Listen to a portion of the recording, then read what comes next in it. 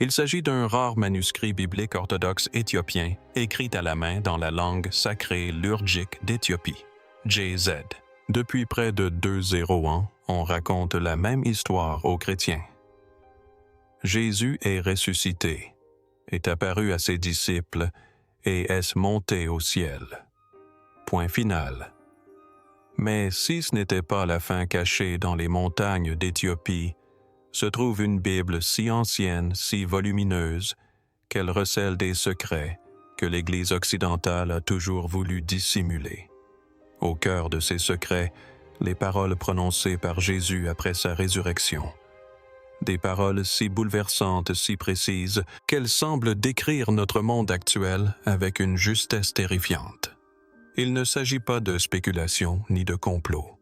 Ce sont des textes anciens préservés depuis des siècles par des moines éthiopiens qui croient que ces paroles ne doivent jamais être perdues. Qu'a réellement dit Jésus durant ces 40 jours mystérieux qui ont précédé son ascension? Les réponses vont ébranler toutes vos certitudes. La Bible, le monde oublié. La plupart des gens considèrent la Bible comme un livre unique et immuable. Or, c'est faux. L'Église orthodoxe éthiopienne possède l'une des collections bibliques les plus anciennes et les plus importantes au monde.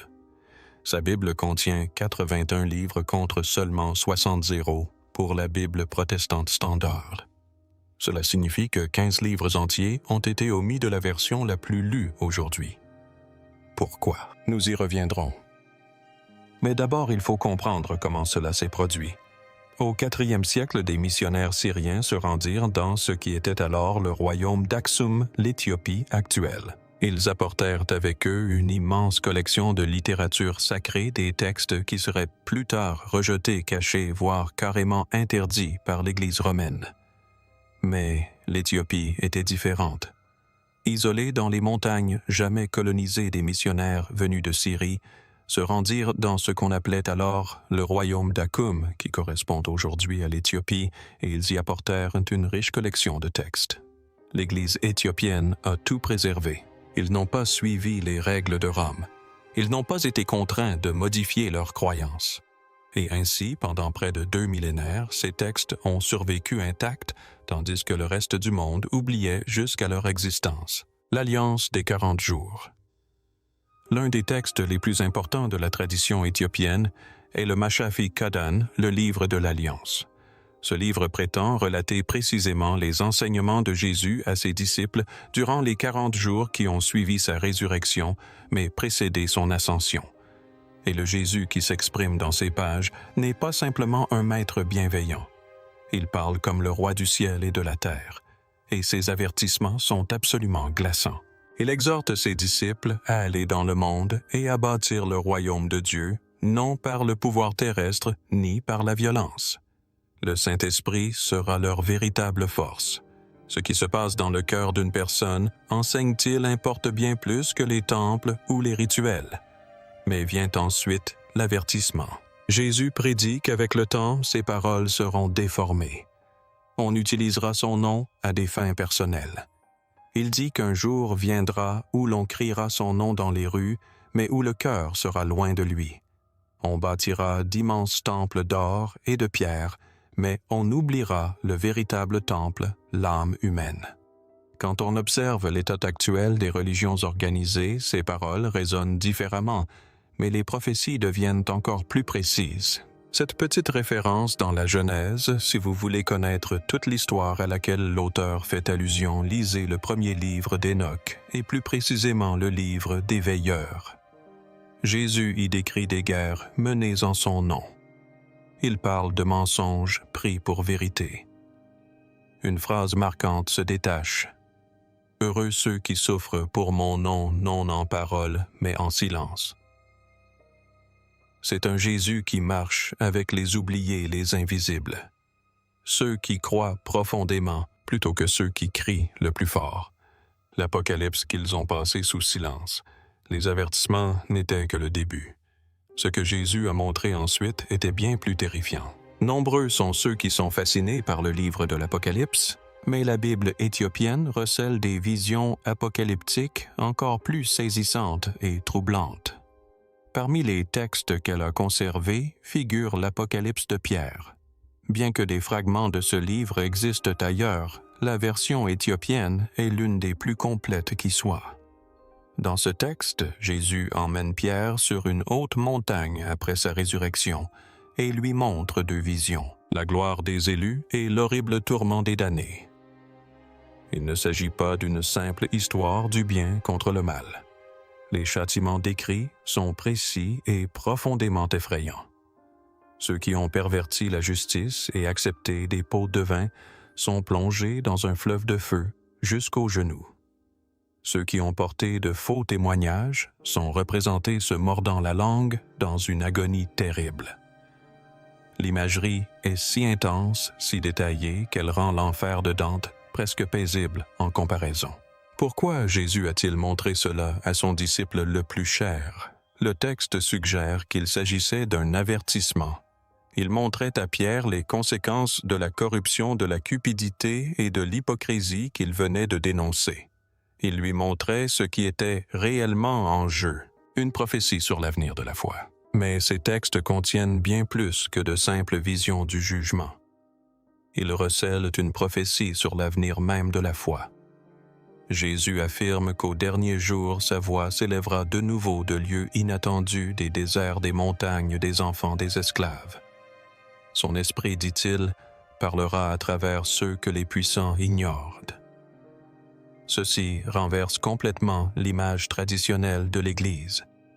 Cela suggère que la vérité ne viendra peut-être pas de ceux qui détiennent l'autorité, mais des humbles et des oubliés. Les écrits éthiopiens décrivent également l'enseignement de Jésus sur les anges et les forces obscures. Il exhorte ses disciples à prier de tout leur être, et non seulement par la parole, que votre corps devienne une prière vivante. Un texte dit « Que votre silence parle plus fort que les sermons ». Pourquoi l'Église occidentale a-t-elle rejeté ces écrits? Pourquoi l'Église occidentale? Alors pourquoi Rome a-t-elle rejeté ces textes? La tradition éthiopienne avance trois raisons.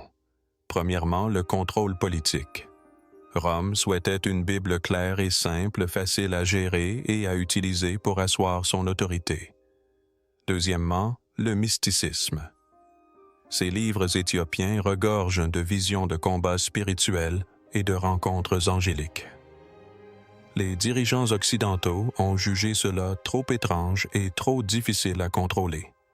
Troisièmement, et peut-être surtout, la peur. Ils craignaient que si les gens entendaient ces enseignements, ils se tournent directement vers Dieu au lieu de s'en remettre à l'Église pour trouver des réponses. Ces textes affirmaient que Jésus était resté sur terre 40 jours, révélant ce qu'ils appelaient les rouleaux célestes. Il enseignait que chaque pensée construite soit une échelle vers le ciel, soit un chemin vers les ténèbres. Il avertissait que ses paroles seraient déformées, son image retouchée et son nom vendu. Quand on voit à quelle fréquence son nom est utilisé aujourd'hui à des fins lucratives et pour le pouvoir, ces avertissements résonnent comme une prophétie. Se réveiller du rêve.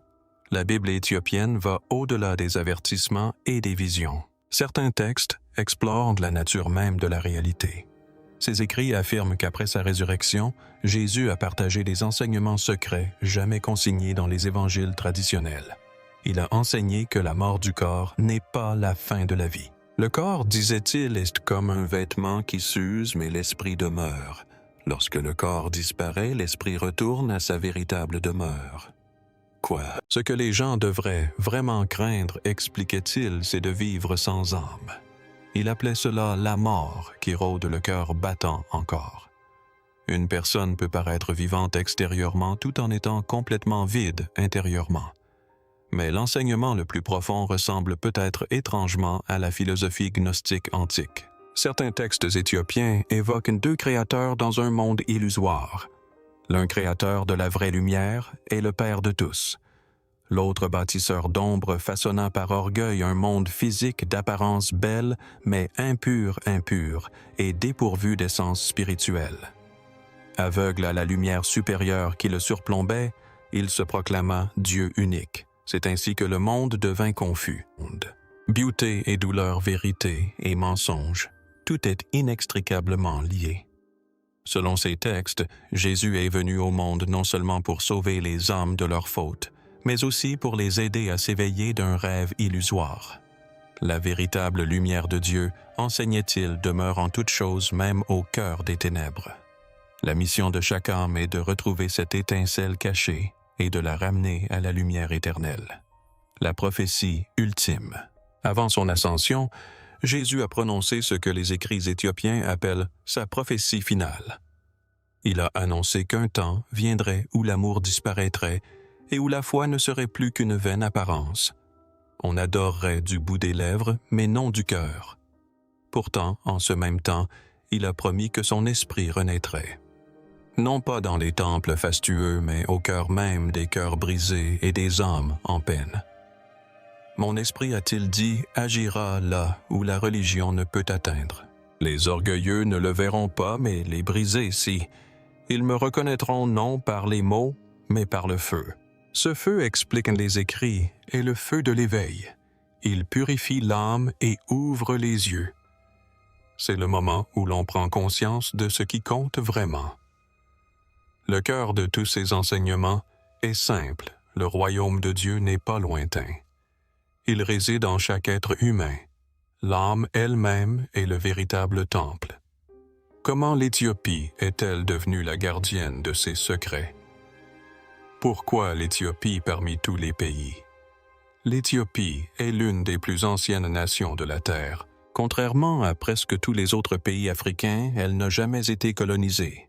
Tandis que des empires s'élevaient et s'effondraient et que d'autres nations voyaient leur histoire réécrite par des conquérants, l'Éthiopie a préservé sa culture, sa langue et ses croyances ancestrales. De nombreux Éthiopiens font remonter leur lignée à Cham, l'un des fils de Noé, mais ce lien est encore plus profond. Selon le Kebron Agast, l'épopée nationale éthiopienne, la reine de Saba, était une reine éthiopienne. Lors de sa visite au roi Salomon, ils eurent un fils nommé Ménélik le Fourrure. À son retour en Éthiopie, Ménélik aurait apporté avec lui l'Arche d'Alliance. Des millions d'Éthiopiens croient que l'arche contenant les 10 commandements originaux se trouve toujours en Éthiopie, conservée dans une petite chapelle à Aksum. Cette histoire explique leur foi particulière. Bien avant que le christianisme ne se répande en Europe, l'Éthiopie connaissait déjà le Dieu de la Bible. Des documents historiques confirment la présence du christianisme dans le pays dès le IVe siècle. Un voyageur du VIe siècle le décrivait comme une nation déjà pleinement chrétienne. Imaginez une version du christianisme qui n'aurait jamais été mise à jour. Tandis que les grandes églises de Rome et de Constantinople débattaient, se querellaient et modifiaient leurs croyances, une église demeurait complètement isolée. L'Éthiopie imperturbable conserva tout. Les livres, le monde perdu. La Bible éthiopienne comprend des textes anciens intentionnellement exclus de presque toutes les autres Bibles du monde. Les plus célèbres sont le livre d'Hénoch et le livre des Jubilés. Le livre d'Hénoch est particulièrement significatif. Il décrit un groupe d'anges déchus, les veilleurs descendus sur terre, qui, voyant des femmes humaines, s'unirent à elles. Cette union interdite donna naissance à une race terrifiante de géants, les Néphilim. Mais le récit ne s'arrête pas là. Le livre décrit une guerre brutale au ciel. Il explique l'origine des démons, affirmant qu'ils sont les esprits désincarnés et tourmentés des géants morts. L'Église occidentale primitive utilisait effectivement ce livre. Elle s'y référait. Elle y croyait. Mais avec le temps, le récit fut jugé trop étrange, trop chaotique. Rome finit par l'interdire. L'Éthiopie l'a tout simplement conservé. Il existe une autre raison pour laquelle ces textes sont restés cachés. La Bible éthiopienne est écrite en gaélique, une langue ancienne que presque personne ne comprend aujourd'hui. Cette barrière linguistique, combinée à la situation géographique protégée de l'Éthiopie en haute montagne, a fait du pays une véritable capsule temporelle du christianisme primitif. La question qui demeure est la suivante. L'Église éthiopienne a-t-elle préservé les véritables paroles terrifiantes de Jésus? Ou s'agit-il simplement d'un autre mystère que nous ne résoudrons jamais complètement? Ce que nous savons, c'est ceci. Ces textes existent. Ils existent depuis près de 2000 ans. Et leur contenu remet en question tout ce que le monde occidental a appris sur les paroles de Jésus après sa résurrection. Les mots sont là, les avertissements sont clairs. La question est de savoir si nous sommes prêts à les entendre.